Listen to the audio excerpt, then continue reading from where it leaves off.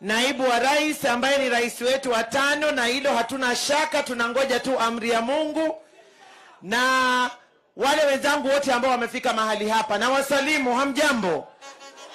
Lakini tunataka tubadilishe salamu sasa. Sisi wana UDA na hii Kenya tutakuwa tukisema harambee, tunasema nini?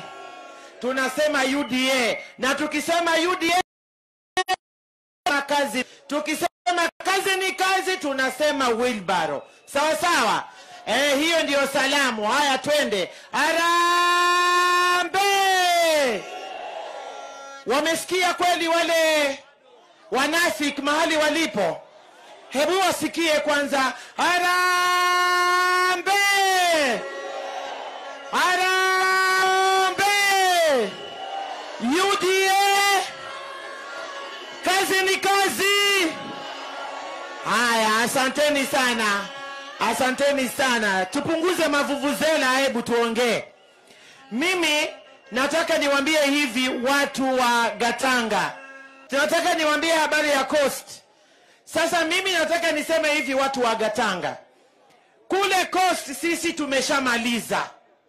Mkiniona mimi siku hizi niko pande hii, kule Coast iko locked. Tumemaliza.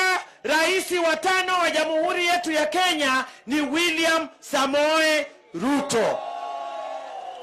Na nataka niwaambie, kama kuna watu waliochezwa na kubebwa maembe, ni sisi watu wa Coast. Tulibeba malenge sana na huyu jamaa wa vitandawili.